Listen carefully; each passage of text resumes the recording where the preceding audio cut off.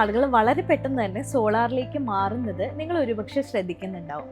എന്നാൽ നിങ്ങളുടെ KCB പരിധിയിൽ വരുന്ന ട്രാൻസ്ഫോമേഴ്സിന് ഒരു മാക്സിമം കപ്പാസിറ്റി ഉണ്ടെന്നുള്ള കാര്യം പലർക്കും അറിയില്ല. എങ്ങനെയാണ് ഇത് സോളാറുമായിട്ട് കണക്റ്റഡ് ആവുന്നത്? ഞാൻ പറഞ്ഞുതരാം. ഫോർ എക്സാമ്പിൾ, ഒരു ട്രാൻസ്ഫോമറിന് 100 കിലോവാട്ട് കപ്പാസിറ്റി ആണെന്ന് വിചാരിക്കും.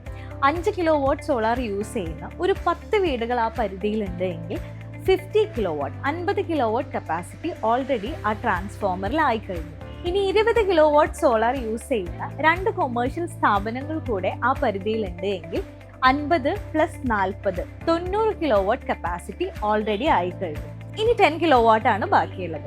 ആ ഒരു കപ്പാസിറ്റി കൂടി കഴിഞ്ഞിട്ടാണ് നിങ്ങൾ സോളാർ വെക്കാൻ തീരുമാനിക്കുന്നത് എങ്കിൽ ഒരുപക്ഷെ നിങ്ങൾക്ക് അതിന് പറ്റിയെന്ന് വരില്ല. കറണ്ട് ബിൽ കാരണം അത്യാവശ്യം ബുദ്ധിമുട്ട് അനുഭവിക്കുന്നവരാണ്, അല്ലെങ്കിൽ സോളാർ ഇൻസ്റ്റാളേഷൻ എന്ന് പറയുന്നത് ഈ ഒരു സാഹചര്യത്തിൽ നിങ്ങൾക്ക് അനിവാര്യമാണ് എങ്കിൽ നിങ്ങൾ ബേസിക്കായി അറിഞ്ഞിരിക്കേണ്ട കാര്യമാണ് നിങ്ങളുടെ KCB പരിധിയിലുള്ള ട്രാൻസ്ഫോമർ കപ്പാസിറ്റി. അതിന് ഹോമിഫൈ സോളാർ നിങ്ങളെ ഹെൽപ്പ് ചെയ്യുന്നതായിരിക്കും.